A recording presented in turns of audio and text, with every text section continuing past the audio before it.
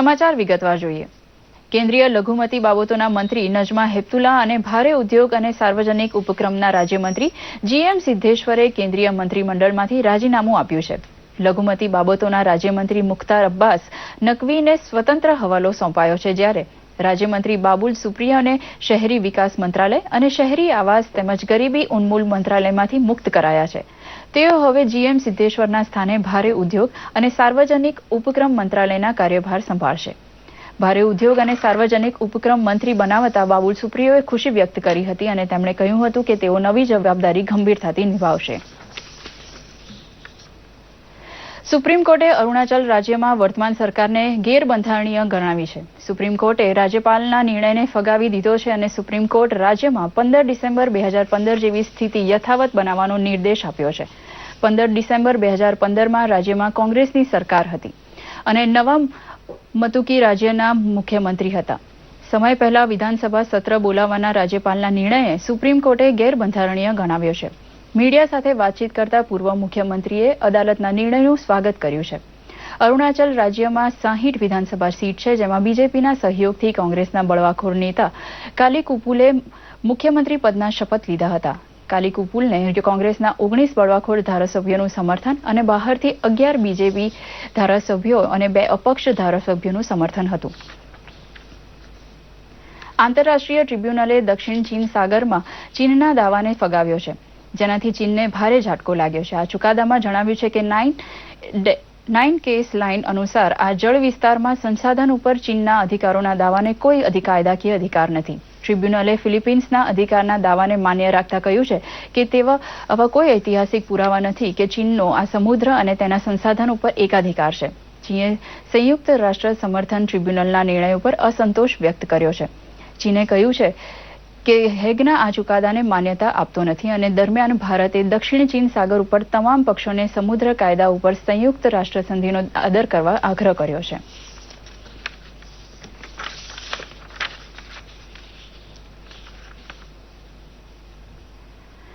જમ્મુ કાશ્મીરના ઘાટી વિસ્તારમાં આજે 5મા દિવસે કરફ્યુ ચાલુ છે.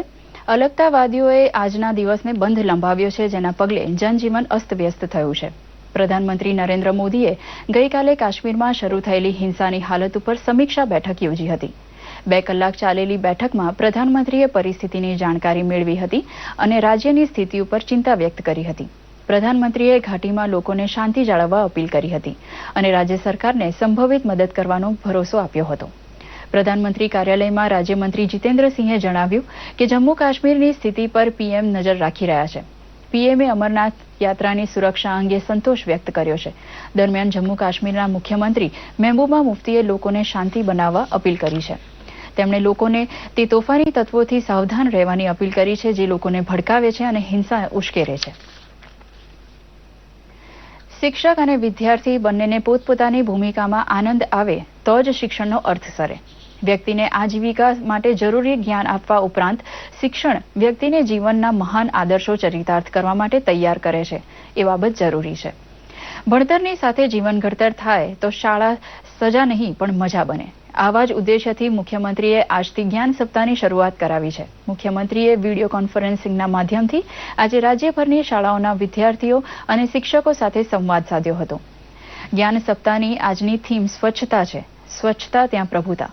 વિકસિત દેશો પાસેથી શીખવા જેવો બહુ મોટો ગુણ સ્વચ્છતા છે. નાનકડા બાળકોને શિક્ષણની સાથે સાથે સ્વચ્છતાના સંસ્કારો આપીને આવનારા વર્ષોમાં આપણે સુંદર અને પ્રભુતામય ગુજરાતનું નિર્માણ કરી શકીશું તેવો આ પ્રસંગે મુખ્યમંત્રીએ શુભ સંદેશો આપ્યો હતો.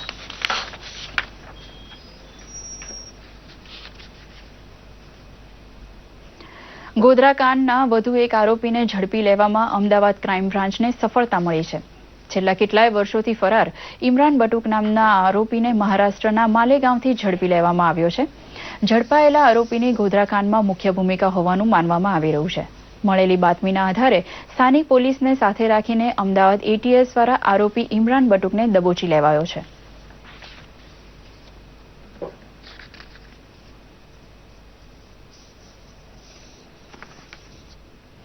ગુજરાતના ધરતીપુત્રો માટે આનંદના સમાચાર છે. સરદાર સરોવર નર્મદા ડેમમાંથી સિંચાઈ માટે 15,680 ક્યુસેક પાણી છોડવાનો રાજ્ય સરકારે નિર્ણય કર્યો છે. મુખ્યમંત્રી આનંદીબેન પટેલે ટ્વીટ કરી આ નિર્ણય અંગે માહિતી આપી હતી. તેમણે જણાવ્યું છે કે પ્રારંભિક વરસાદથી તેમની જળ સપાટી વધતા આ નિર્ણય લેવાયો છે. દરમિયાન નર્મદા ડેમ પર પાણીની આવકમાં ઘણો વધારો થતાં પાણીની આવક 33,715 ક્યુસેક અને ડેમની જળ સપાટી 11,482 મીટર છે અને મુખ્ય કેનાલમાં હાલમાં 12,041 ક્યુસેક પાણી છોડવામાં આવી રહ્યું છે. હાલમાં નર્મદા ડેમના 1200 મેગાવોટના રિવરબેડ પાવર હાઉસનું એક યુનિટ ચાલુ રાખવામાં આવ્યું છે, જ્યારે 250 મેગાવોટની ક્ષમતાવાળા કેનાલ હેડ પાવર હાઉસના 2 યુનિટને ચાલુ રખાયા છે. મેઘરાજા ધીરે ધીરે અમદાવાદ સહિત સમગ્ર રાજ્ય પર મેઘમહેર વરસાવી રહ્યા છે. અમુક જિલ્લાઓમાં મેહુલિયો મન મૂકીને વરસી રહ્યું છે, તો અમુક જિલ્લાઓ હજુ પણ સારા વરસાદથી વંચિત છે. જો કે દક્ષિણ પશ્ચિમ મધ્યપ્રદેશ પર સર્જાયેલી અપર એર સર્ક્યુલેશન સિસ્ટમ હવે ગુજરાત પર ફંટાઈ છે. તેથી દક્ષિણ ગુજરાત અને દરિયાકાંઠાના વિસ્તારોમાં આગામી 24 કલાકમાં ભારેથી અતિભારે વરસાદની આગાહી હવામાન વિભાગે કરી છે. અમદાવાદીઓ કાગડોળે વરસાદની રાહ જોઈ રહ્યા હતા ત્યારે સોમવાર સાંજથી શહેરના મોટાભાગના વિસ્તારોમાં વરસાદ શરૂ થયો છે. શહેરના નરોડા, ખોખરા, મણિનગર, મેઘાણીનગર, શ્યામલ, જીવરાજ પાર્ક, વેજલપુર અને બોપલ સહિતના વિસ્તારોમાં ભારે વરસાદ નોંધાયો છે. વરસાદના કારણે રસ્તાઓ ઉપર પાણી ભરાઈ જવાના બનાવો સામે આવ્યા હતા. જોકે વરસાદી વાતાવરણથી શહેરમાં ઠંડક પ્રસરી ગઈ છે અને શહેરીજનોમાં ખુશીનો માહોલ છવાઈ ગયો છે. મધ્યપ્રદેશ તરફ ડીપ ડિપ્રેશન સર્જાતા ફરી હવામાન વિભાગ દ્વારા આગામી 24 કલાકમાં દક્ષિણ ગુજરાતના કેટલાક વિસ્તારોમાં ભારેથી અતિભારે વરસાદની આગાહી કરવામાં આવી છે. આ સાથે આગામી 2 દિવસમાં રાજ્યના દરિયાકાંઠાના વિસ્તારોમાં પણ ભારે વરસાદની આગાહી હવામાન વિભાગે કરી છે. हमारा आज का भी हेवी रेनफॉल वार्निंग है south Gujarat region east central में. उसके बाद जो अगले 2 दिन बारिश रहेगा, खास करके आज गुजरात रीजन में और आज के बाद फिर सौराष्ट्र में भी बारिश रहेगा, सौराष्ट्र कच्छ में. आज के लिए गुजरात रीजन में हेवी रेनफॉल वार्निंग है. फिर 24 आवर्स के बाद हम कच्छ के लिए भी हेवी रेनफॉल वार्निंग दिया हुआ है. लेकिन 2-3 दिन के बाद फिर से बारिश में कमी आ जाएगी. આ સાથે ઉત્તર અને મધ્ય ગુજરાતમાં પણ વરસાદનો બીજો રાઉન્ડ શરૂ થયો છે. ગઈકાલથી જ ઈડર અને હિંમતનગરની આજુબાજુના વિસ્તારોમાં 1/2 ઇંચ જેટલો વરસાદ પડ્યો હતો. મોડાસા પંથકમાં ધોધમાર વરસાદ પડ્યો હતો. શહેરમાં 1 કલાકમાં 2 ઇંચ જેટલો વરસાદ ખાબક્યો હતો. આ ઉપરાંત અરવલ્લી જિલ્લામાં પણ વરસાદી ઝાપટા પડ્યા હતા. મહીસાગર જિલ્લામાં પણ મેઘરાજાની સવારી આવી પહોંચી હતી. મહીસાગરના કડાણા ડેમના ઉપરવાસમાં રાજસ્થાનમાં સારો વરસાદ થતા કડાણા ડેમમાં 2,890 ક્યુસેક પાણીની નવી આવક થતા ખેડૂતોમાં ખુશીનું મોજું ફરી વળ્યું હતું. મધ્ય ગુજરાતના છોટા ઉદેપુર જિલ્લાના તમામ તાલુકાઓમાં 21 મિલીમીટર જેટલો વરસાદ પડ્યો હતો. ઉપરવાસમાં ભારે વરસાદને કારણે ચાણોદ પાસે નર્મદા નદીમાં ભળી જતી ઓરસંગ નદી 2 કાંઠે વહી રહી છે. દક્ષિણ ગુજરાતમાં ડાંગ, સાપુતારા, વલસાડ અને નવસારી સહિતના તમામ સ્થળોએ ધોધમાર વરસાદ પડ્યો છે. આહવા અને સાપુતારામાં ભારે વરસાદને પગલે અંબિકા, ગીરા, પૂર્ણા અને ખાપરી સહિતની નદીઓમાં નવા નીર આવ્યા છે. તો ઉપરવાસમાં પડેલા ભારે વરસાદને કારણે મધુબન ડેમની પણ જળ સપાટી વધી ગઈ છે, જેથી સાવચેતીના ભાગરૂપે ડેમના 9 જેટલા દરવાજા ખોલવામાં આવ્યા છે. ડેમના દરવાજા ખોલાતા દમણગંગા નદીમાં પાણીના લેવલમાં ઘટાડો નોંધાતા નદી કાંઠાના વિસ્તારોના લોકોએ હાશકારો અનુભવ્યો હતો. આ ઉપરાંત બનાસકાંઠાના પાલનપુર અને દાંતામાં 3-3 ઇંચ જેટલો વરસાદ નોંધાયો હતો. જોકે અંબાજી પંથકમાં વરસાદના 1-2 ઝાપટા પડ્યા બાદ છેલ્લા કેટલાક સમયથી વરસાદ ખેંચાતા લોકો ચિંતામાં મુકાયા છે. વરુણદેવને રીઝવવા બ્રાહ્મણો અને યાત્રિકો દ્વારા હોમ હવન કરી મેઘરાજાને મનાવવાના પ્રયત્નો કરાયા હતા. આ સાથે મેઘરાજાને રીઝવવા અંબાજી બંધનું એલાન પણ આપવામાં આવ્યું હતું. વેપાર ધંધા બંધ રખાતા અંબાજી પંથકમાં વરસાદી વાદળો ઘેરાતા બંધના એલાનને આંશિક સફળતા મળી હતી. આ સમગ્ર એરિયાની અંદર વરસાદની ખૂબ જ જરૂરિયાત હોય, ખૂબ વૃષ્ટિ થાય, લોકોનું ધંધાન્યની વૃદ્ધિ થાય. અહીંયા આદિવાસી ભાઈઓ છે, એમને વરસાદની ખૂબ જરૂરિયાત હોય. ખૂબ માતાજીને પ્રાર્થના કરીએ અતિશય વરસાદ પડે એવી અમે માતાજીને પ્રાર્થના કરીએ છીએ. આ સાથે પંચમહાલ, ખેડા અને સાબરકાંઠા સહિતના જિલ્લાઓમાં મેહુલિયો મહેરબાન થયો છે. તો ભાવનગર અને બોટાદમાં પણ વરસાદની એન્ટ્રી થઈ છે. ધરતી પર કાચું સોનું વરસતા ખેડૂતો ખુશખુશાલ થઈ ગયા છે. દૂરદર્શન સમાચાર, અમદાવાદ. અમરનાથની યાત્રાએ ગયેલા 75 જેટલા સાબરકાંઠા જિલ્લાના યાત્રાળુઓ સલામત હોવાનું વહીવટીતંત્રએ જણાવ્યું છે. જિલ્લા તંત્ર દ્વારા યાત્રાળુઓની પરિસ્થિતિ અંગે સતત જાણકારી મેળવાઈ રહી છે. હિંમતનગરના 40 યાત્રાળુઓ અમરનાથની યાત્રા કરીને હરિદ્વારમાં જવા રવાના થયા છે. પ્રાંતિજના 15 યાત્રાળુઓ જન્મભૂમિ એક્સપ્રેસ દ્વારા પરત આવવા રવાના થયા છે, જ્યારે ઈડરના 15 યાત્રાળુઓ ગઈકાલે ઈડર પહોંચતા સગા સંબંધીઓ તેમના ખબર પૂછવા દોડી ગયા હતા. હિંમતનગરના 40 યાત્રાળુઓ 16મીએ વતન પહોંચશે તેમ અધિકારીઓએ જણાવ્યું હતું.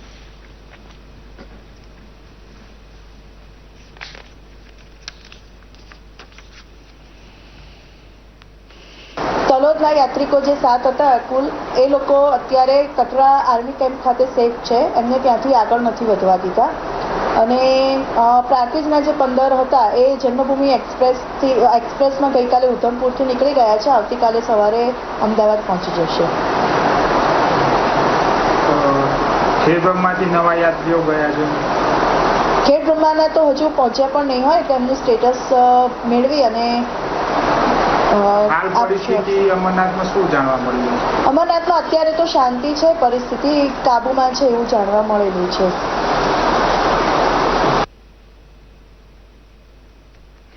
યુવાનોની ઉજ્જવળ કારકિર્દી માટે અમરેલી જિલ્લા વહીવટી તંત્ર દ્વારા યોજાયેલ સેમિનારને ખુલ્લો મૂકતા જિલ્લા કલેક્ટર દિલીપ રાણાએ જણાવ્યું હતું કે આવા સેમિનારથી રોજગાર ઈચ્છુક યુવાનોને દિશા પ્રાપ્ત થાય છે. તેમણે કહ્યું હતું કે ટાઈમ મેનેજમેન્ટની મર્યાદામાં યુવાનોનું ઘડતર કરવામાં આવે તો સફળતા જરૂર મળે છે. તેમણે યુવાનોને વાંચન અને મનન કરવાની સલાહ આપી હતી. જિલ્લા વિકાસ અધિકારી સુજીત કુમારે જણાવ્યું હતું કે જીવનમાં કારકિર્દી ઘડતર માટે તક ગુમાવ્યા વગર યોગ્ય દિશામાં સખત મહેનત કરીને સફળતા મેળવી શકાય છે. આગામી સમયમાં પોલીસ ભરતી માટે પણ વિશેષ આયોજન હાથ ધરાશે. રાજકોટથી આવેલા મૌલિક ગોંધિયાએ રોજગારીની તક માટે જરૂરી માર્ગદર્શન આગવી શૈલીમાં આપ્યું હતું. દિવસમાં આપણે 2 જગ્યાએ જિલ્લા કક્ષાના સેમિનાર કર્યા. એમાં સવારે આપણે ટાઉન હોલ ખાતે કર્યો, ત્યાં અંદાજે 1000 જેટલા સ્ટુડન્ટ હતા. અને અહીંયા આપણે જે ગજેરા સંકુલ ખાતે કર્યો ત્યાં અંદાજે 2000 જેટલા સ્ટુડન્ટ હતા. એટલે ટોટલ આપણે જિલ્લા કક્ષાના સેમિનારમાં 3000 જેટલા વિદ્યાર્થીઓ આ સેમિનારનો લાભ લીધો છે અને સાથે એમના વાલીઓ પણ હતા. ગુજરાત સરકાર જે આગામી સમયની અંદર લગભગ 66,000 જેટલી ભરતી બહાર પાડી રહી છે, એવી તમામ ગુજરાત સરકારની વર્ગ 3ની જેટલી પણ ભરતી બહાર પડી છે, એવી નાયબ એસઓ, નાયબ મામલતદાર, ફોરેસ્ટ ગાર્ડ અને ત્યાર પછી કોન્સ્ટેબલની જે રિક્રુટમેન્ટ બહાર પડી છે, આવનારા સમયની અંદર જે પીએસઆઈ અને એએસઆઈની એક્ઝામ આવી રહી છે એના વિશેની માહિતી જે છે એ આપણે પૂરી પાડી આજના સેમિનારમાં. હું આઈએસ ઓફિસર બનવા માંગુ છું અને આ સરના સેમિનારથી એમાં ઘણી બધી એવી ઇન્ફોર્મેશન મને મળી છે જેનાથી ફાયદો થાય તેનાથી કરિયર માટે. અમને જે વસ્તુની માહિતી નહોતી, યુપીએસસી જેપીએસસી ને અમને એમ થોડી ઘણી જે માહિતી હતી ને જે વધારે ઇન્ફોર્મેશન મારે મેળવી હતી એમને આ મૌલિકભાઈ જે અમને ઇન્ફોર્મેશન પ્રોવાઈડ કરી, તો અમારે આગળ જતા જે અમારે કરિયરમાં જે ડિસાઈડ કરવું એના માટે અમને ઘણું ઇમ્પોર્ટન્ટ છે ને. અમદાવાદમાં ખોખરા રમતગમત સંકુલ ખાતે નવનિર્મિત 4 નવા ટેનિસ કોર્ટનું ઉદ્ઘાટન રમતગમત, યુવા અને સાંસ્કૃતિક પ્રવૃત્તિઓના મંત્રી નાનુભાઈ વાનાણીએ કર્યું હતું. ઉદ્ઘાટન પ્રસંગે નાનુભાઈએ જણાવ્યું હતું કે યુવા પ્રતિભાને રાષ્ટ્રીય તથા આંતરરાષ્ટ્રીય કક્ષા સુધી વિકસાવવાની તક મળે તે માટે રાજ્યમાં આધુનિક સ્પોર્ટ્સ સંકુલ તૈયાર કરાયા છે. રાજ્ય સરકારે ખેલ મહાકુંભ દ્વારા યુવા પ્રતિભાઓને આગળ આવવાની તક પૂરી પાડી છે. વિવિધ ક્ષેત્રો સાથે રમતગમત ક્ષેત્રે રાજ્યનું નામ ગુંજતું થાય તે દિશામાં રાજ્ય સરકાર કટિબદ્ધ છે. તેમણે શાંતિદૂત યોજના, એકલવ્ય, સરદાર પટેલ એવોર્ડ વગેરે વિશેની માહિતી આપી હતી. ખોખરા સ્પોર્ટ્સ સંકુલ ખાતે આગામી સમયમાં નવો ઇન્ડોર સ્વિમિંગ પુલ તથા બેડમિન્ટન કોર્ટ બનાવવામાં આવશે તેમ સચિવ વીવી પટેલે જણાવ્યું હતું. અહીં 400 વિદ્યાર્થીઓ ટેનિસના ક્ષેત્રમાં તાલીમ મેળવી શકે તે માટે આંતરરાષ્ટ્રીય અને રાષ્ટ્રીય કોચ દ્વારા તાલીમ આપવામાં આવી રહી છે. બોલિવૂડના જાણીતા અભિનેતા સલમાન ખાને પોતાના કાર્યભારણને લઈને કરેલા વિવાદાસ્પદ નિવેદન મામલે ગુજરાત હાઈકોર્ટમાં જાહેર હિતની અરજી કરવામાં આવી હતી. આ મામલે હાઈકોર્ટમાં આજે સુનાવણી હાથ ધરવામાં આવે તેવી શક્યતા છે. મહત્વનું છે કે કલાકો લાંબા ચાલતા ફિલ્મના શૂટિંગને લઈ સલમાન ખાને થોડા દિવસ અગાઉ વિવાદાસ્પદ નિવેદન કર્યું હતું. અમદાવાદના ચાંદખેડા વિસ્તારમાં આવેલી વિશ્વકર્મા એન્જિનિયરિંગ કોલેજમાં NSS VGECના સ્વયંસેવકો દ્વારા વૃક્ષારોપણ કરવામાં આવ્યું હતું. કોલેજના પ્રાંગણમાં 100 જેટલા છોડ રોપવામાં આવ્યા હતા. GTUના વાઇસ ચાન્સેલર રાજુલ ગજ્જર અને પ્રોફેસર AR પટેલે સ્વયંસેવકોના ઉત્સાહ વધારવા માટે છોડ રોપી તેનું મહત્વ સમજાવ્યું હતું. GTUના વાઇસ ચાન્સેલર રાજુલ ગજ્જરે જણાવ્યું હતું કે લાંબા સમયથી સતત વૃક્ષો કપાતા તેની વિપરીત અસર પર્યાવરણ ઉપર પડી રહી છે. પરિણામે જનજાગૃતિ કેળવવા આ કાર્યક્રમનું ખાસ આયોજન કરવામાં આવ્યું છે. NSS VGECના પ્રોગ્રામ ઓફિસર પ્રોફેસર અલ્પેશ દાફડાએ જણાવ્યું હતું કે અમે છેલ્લા 2 વર્ષથી ચોમાસાની શરૂઆતમાં વૃક્ષારોપણ કરીએ છીએ. સ્વયંસેવકોએ છોડના ઉછેર માટેની તેમજ જતન કરવાની જવાબદારી ઉઠાવી છે.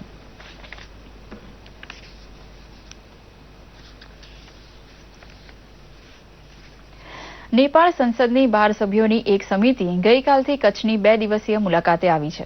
ગાંધીનગરથી કચ્છ પહોંચેલી નેપાળની આ ટીમ ખાસ તો ધરતીકંપ બાદ કચ્છમાં થયેલા અદ્ભુત પુનઃવસનનો અભ્યાસ કરવા આવી છે.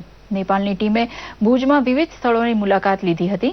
ભૂકંપ પછી નુકસાન અંગે અપાયેલ રોકડ સહાય અને પુનઃવસન માટેની વિવિધ સહાય કઈ રીતે અપાઈ તેની તથા સમગ્ર આયોજન અંગેની વિગતો જાણવામાં નેપાળના આ સંસદોને રસ છે. પુનર્વસનમાં સાથ આપનારી સંસ્થાઓના પ્રતિનિધિઓ સાથે પણ તેઓની બેઠક યોજાઈ હતી.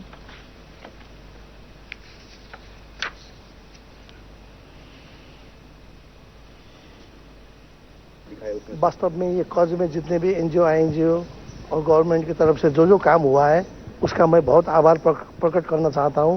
हम लोग डेवलपमेंट कमेटी नेपाल से यहाँ अर्थक्वेक के बाद में यहाँ सीखने के लिए आए हैं.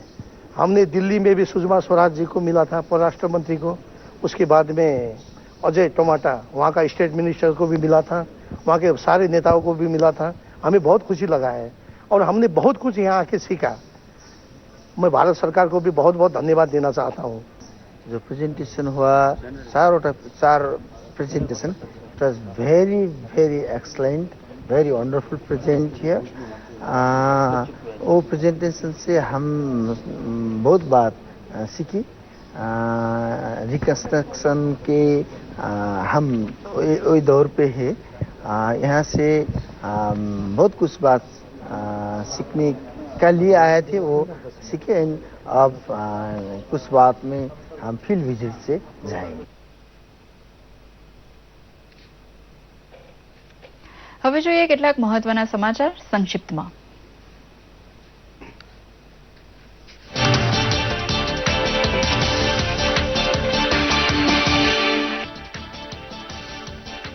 કાશ્મીરના ખીણ વિસ્તારમાં 5મા દિવસે પણ કર્ફ્યુ ચાલુ. અલગતાવાદીઓએ બંધની મુદતમાં કર્યો છે વધારો, જેના પગલે સામાન્ય જનજીવન બન્યું અસ્તવ્યસ્ત. દક્ષિણ કાશ્મીરના કેટલાક જિલ્લાઓમાં હજુ મોબાઈલ ઇન્ટરનેટ સેવાઓ બંધ રખાઈ. સુપ્રીમ કોર્ટ દ્વારા સીબીઆઈના પૂર્વ ડાયરેક્ટર રણજીત સિન્હાની તપાસ કરવા રચાયેલી સમિતિએ ગઈકાલે અહેવાલ સુપ્રીમ કોર્ટને સોંપ્યો. આ અહેવાલ પ્રમાણે રણજીત સિન્હાએ કોલસા ગોટાળાની તપાસને પ્રભાવિત કરવાનો પ્રયત્ન કર્યો છે. સુપ્રીમ કોર્ટે આ કેસનો ચુકાદો રાખ્યો છે સ્થગિત. ઇસ્લામિક સ્ટેટ સંબંધિત કેસમાં એનઆઈએ હૈદરાબાદે 2 શંકાસ્પદની કરી ધરપકડ. આતંકવાદી કાવતરું રચવા બદલ બંને આરોપીને એનઆઈએની વિશેષ અદાલત સમક્ષ રજૂ કરીને કાર્યવાહી હાથ ધરાઈ. બંને ઉપર કાવતરાની બેઠકમાં હાજર રહેવા અને નાણાં એકત્રિત કરવાનો છે આરોપ. દિલ્હી હાઈકોર્ટે ગઈકાલે કેન્દ્રીય નાણામંત્રી અરુણ જેટલી દ્વારા દાખલ કરાયેલ માનહાનિ કેસમાં મુખ્યમંત્રી અરવિંદ કેજરીવાલ તથા અન્યએ દાવો કર્યો છે કે તેઓએ જેટલીની માનહાનિ થાય તેવું કોઈ નિવેદન આપ્યું નથી. આ કેસમાં આગામી 27 સપ્ટેમ્બરે સુનાવણી હાથ ધરાશે. કેન્દ્રીય આરોગ્ય મંત્રી જેપી નડ્ડાએ મચ્છરથી પેદા થતી મેલેરિયા, ડેન્ગ્યુ સહિતની બીમારીના બચાવ માટે રાજ્યોના મંત્રીઓ સાથે વિડીયો કોન્ફરન્સ કરી. 11 રાજ્યોએ બેઠકમાં લીધો ભાગ. મંત્રીએ બીમારીથી લોકોને બચાવવા જરૂરી પગલાઓ ભરવાની રાજ્યોને આપી સૂચના. કેન્દ્ર સરકાર તરફથી મદદનું આપ્યું આશ્વાસન.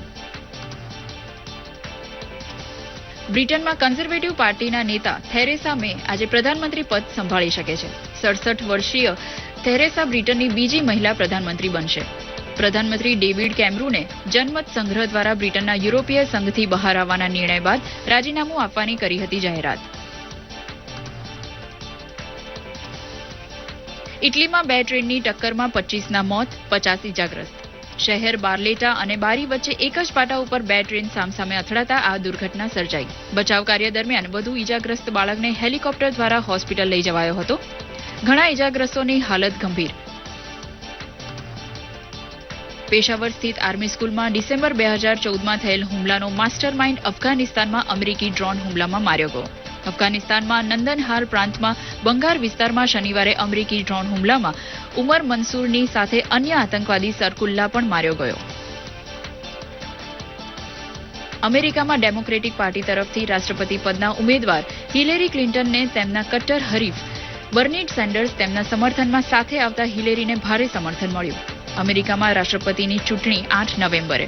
ન્યૂ હેમ્પશાયરમાં સંયુક્ત રેલીમાં સેન્ડર્સે તેમના સમર્થકોને કહ્યું કે ક્લિન્ટને ઉમેદવારી પ્રક્રિયા જીતી છે.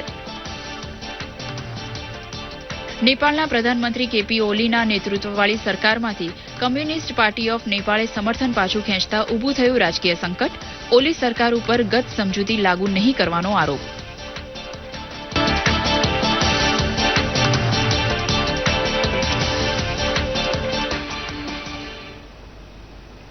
હવે વાત કરીએ સોશિયલ મીડિયાની. તો સોશિયલ મીડિયામાં છેલ્લા કલાકોમાં આર્મીના જવાનોની કાર્યવાહીને લોકોએ બિરદાવી છે. આ ઉપરાંત શું છે આજના નવા ટ્રેન્ડ? આવો જોઈએ અમારા ખાસ સોશિયલ મીડિયા એનાલિસિસમાં. જમ્મુ કાશ્મીર સહિત દેશની બોર્ડર પર ભારતીય આર્મીની કાર્યવાહીને સોશિયલ મીડિયાના માધ્યમથી બિરદાવવામાં આવી રહી છે. #ઇન્ડિયન આર્મી બેમિસાલ અંતર્ગત ટ્વિટર પર દેશભરમાંથી આર્મીને શુભેચ્છાઓ સાથે સલામી અપાઈ રહી છે. કેન્દ્રીય વિદેશ મંત્રી સુષ્મા સ્વરાજે તેમની મેરેજ એનિવર્સરીના દિવસે શુભેચ્છા પાઠવનાર તમામનો દિલથી આભાર માનતા આ તસવીર ટ્વિટર એકાઉન્ટ પર અપલોડ કરી છે. કેન્દ્ર સરકારના સ્વચ્છ ભારત અભિયાન અંતર્ગત ખુલ્લામાં શૌચ કરતા અટકાવવામાં છત્તીસગઢ સૌથી અવ્વલ છે. પોતાની ડેડલાઇન પહેલા જ છત્તીસગઢે આ સિદ્ધિ હાંસલ કરી છે. સ્વચ્છ ભારત ટ્વિટર હેન્ડલ અને #ક્લીન ઇન્ડિયા પર આ માહિતી શેર કરવામાં આવી છે. જૂનાગઢમાં ગિરનારની ગોદમાં જંગલના રાજા સિંહના આંટાફેરાનો વિડીયો સોશિયલ મીડિયા પર પણ વાયરલ થયો હતો. જૂનાગઢ હેન્ડલથી ટ્વિટર પર શરૂ થયેલા નવા ટ્રેન્ડમાં આ વિડીયો પસંદ કરવા સાથે શેર પણ થઈ રહ્યો છે. સોશિયલ મીડિયા ડેસ્કનો રિપોર્ટ, દૂરદર્શન, અમદાવાદ. રાજ્યમાં 10 જુલાઈના રોજ યોજાયેલી પાલિકા પંચાયતની ચૂંટણીના પરિણામ આવી ગયા છે, જેમાં બનાસકાંઠા જિલ્લાના થરા નગરપાલિકામાં બીજેપી અને કોંગ્રેસને 12 બેઠકો મળતા ટાઈ પડી હતી. તો સુરેન્દ્રનગર જિલ્લા પંચાયતની કોંટ બેઠકની પેટા ચૂંટણીમાં ભાજપે કોંગ્રેસ પાસેથી બેઠક છીનવી લીધી છે. ભાજપના ઉમેદવાર દેવપાલસિંહ 4000 મતોથી વિજેતા થયા હતા. તો વઢવાણ નગરપાલિકાના વોર્ડ 5માં કોંગ્રેસના ઉમેદવાર વિજયી થયા છે. કોંગ્રેસના દ્વારકા અને ઓખા બેઠકોની મતગણતરી મુલતવી રાખવામાં આવી છે. તો વોર્ડ 9ના કોંગ્રેસ ઉમેદવારનું નિધન થતાં આ વોર્ડનું મતદાન 31 જુલાઈના રોજ થશે, જ્યારે મતગણતરી 2 ઓગસ્ટે થશે.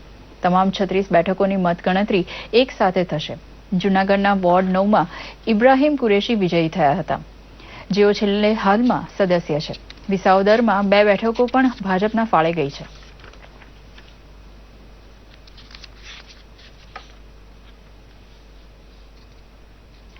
સાચું ભારત ગામડામાં વસે છે અને ભારતનું દરેક ગામડું સ્વચ્છ અને સુંદર બને તે માટે મોદી સરકાર દ્વારા સઘન પ્રયત્નો હાથ ધરાયા છે. ત્યારે પાલનપુરથી 12 કિલોમીટર દૂર ચિત્રાસણી પાસે 1300ની વસ્તી ધરાવતું લક્ષ્મણપુરા ગામ સાચા અર્થમાં એક આદર્શ ગામ છે. કેવી રીતે? જોઈએ એક અહેવાલમાં. આ છે બનાસકાંઠાનું લક્ષ્મણપુરા ગામ. ગામમાં ચાલી રહેલી સફાઈ કામગીરી કોઈ ઝુંબેશના ભાગરૂપે નથી, પરંતુ આ તો લક્ષ્મણપુરા ગામની ખાસિયત છે. દરરોજ સફાઈ કામદારોએ સવારે કરેલી સફાઈને ગ્રામજનો આખો દિવસ જાળવી રાખે છે. ગ્રામજનો સ્વયં કચરો ઉઠાવીને કચરાપેટીમાં નાખે છે. ગામમાં ઘેર ઘેર શૌચાલય સહિત પાણી, ગટર, લાઇટ, રસ્તા, LED, પ્રાથમિક શાળા, દૂધ મંડળી, સેવા સહકારી મંડળી, ફળફળાદી મંડળી, પશુ દવાખાના સહિતની સુવિધાઓ છે. સૌથી મહત્વની વાત એ છે કે ગામમાં પાણીનો બગાડ કરનારાને ₹500 અને જાહેરમાં શૌચક્રિયા કરનારાને ₹200નો દંડ ગ્રામ પંચાયત દ્વારા થાય છે. ખેડૂતો 100% ટીપક પદ્ધતિથી ખેતી કરે છે. ફળફળાદી, શાકભાજી તેમજ નવી પ્રકારની કે જે આધુનિક ખેતી ગણાય ચંદનની ખેતી પણ અમારા ખેડૂતોએ અહીં અખતરારૂપ કરેલી છે. આ ઉપરાંત અમારા ગામના એક પણ ઘર એવું નથી કે જ્યાં સંડાસ ન હોય. સંડાસની સંપૂર્ણ સગવડ છે. લક્ષ્મણપુરા ગામ આમ તો આઝાદીના સમયથી અસ્તિત્વમાં આવ્યું, પરંતુ 1992 બાદ ગામમાં એક પણ વખત પંચાયતની ચૂંટણી થઈ નથી. વર્ષોથી સમરસ રહેતી આ ગ્રામ પંચાયતને તેના અનેક વિકાસલક્ષી કાર્યો બદલ 2007થી આજ દિન સુધી નિર્મળ ગ્રામ પુરસ્કાર સહિત ગ્રામ સર્વોદય પુરસ્કાર, ગ્રામ વિકાસ પુરસ્કાર જેવા 7 જેટલા એવોર્ડ રાજ્ય અને કેન્દ્ર સરકાર તરફથી લક્ષ્મણપુરા ગામને મળ્યા છે. મારા ગામમાં પાકા રસ્તા આરસીસી બનાવેલા છે, રસ્તા વગરની કોઈ પણ શેરી છે નહીં. ગામમાં LED લાઇટ, સ્ટ્રીટ લાઇટ 100% છે, પાણી વ્યવસ્થા પણ 6% છે, ગામમાં ટપાક સિંચાઈ 100% છે. છેલ્લા 9 વર્ષથી ગામ પંચાયત ઘરવેરા 100% વસૂલાત કરી અને સરકાર તરફથી ઇનામ પણ મેળવે છે. મહત્વનું છે કે છેલ્લા 5 વર્ષોથી આ ગામમાં કોઈ પોલીસ ફરિયાદ થઈ નથી. આથી 2012માં ગામને તીર્થ ગામનો પણ એવોર્ડ અપાયો હતો. પંચાયતના સરપંચ, આગેવાનો તેમજ ગ્રામજનોના સાથ સહકારથી આ ગામ સાચા અર્થમાં એક આદર્શ ગામ બન્યું છે. ત્યારે રાજ્ય અને કેન્દ્ર સરકારની યોજનાઓનો યોગ્ય લાભ લઈ કોઈ પણ ગામનો કેટલો ઉમદા વિકાસ થઈ શકે તે લક્ષ્મણપુરા ગામે સાબિત કરી બતાવ્યું છે. દૂરદર્શન સમાચાર માટે બનાસકાંઠાથી સરફરાઝ નાગોરીનો અહેવાલ. ગિરનાર જંગલની ગોદમાં વસેલ જૂનાગઢ શહેરમાં હવે સિંહ દેખાવાની ઘટનાઓ સામાન્ય બની ગઈ છે. ભવનાથ અને આસપાસના પંથકમાં વારંવાર રાત્રિના ભાગે સિંહ જોવા મળે છે. ગઈકાલે રાત્રે આશરે 2:30 વાગ્યાના સુમારે સાવજના આખા પરિવારે ગિરનાર દરવાજા વિસ્તારમાં રાત્રિ લટાર મારી હતી. એક સાથે 9 ડાલા મથ્થા મુખ્ય માર્ગ ઉપરથી પસાર થયા હતા. જોકે મધરાતે કોઈ ચહલ પહલ ના હોવાથી પરિવારને કોઈ વિક્ષેપ પડ્યો નહોતો. આ વિસ્તારમાં રહેતા તેજસ જોશીને આ રોમાંચક દ્રશ્ય મોબાઈલમાં કંડારવાનો મોકો મળી ગયો હતો. સિંહ બેઠા હતા, ત્યાં એમની પાછળ બીજા 7 જનાવરો આવેલ અને જોયું કે ઓહો આવો લાવો તો આપણને અરચરજ છે કે આપણને મળે અહીંયા લાવો. જેથી અમે બધા સિંહોએ જોયા, બધા જનાવરોને જોયા અને ત્યાં પછી અમે ફોરેસ્ટ સ્ટાફને ફોન કરેલો તો એ લોકો 5 મિનિટની જગ્યાએ 4 મિનિટમાં જ પહોંચી ગયા. પછી એવું થયું કે બધા જનાવરોને એ લોકો એના ટ્રાયંગલથી બધા જોયા અને બધા એ લોકો અંદર જંગલની અંદર લઈ ગયા. આ સાથે જ આ સમાચાર અહીં સમાપ્ત કરીએ છીએ. નમસ્કાર.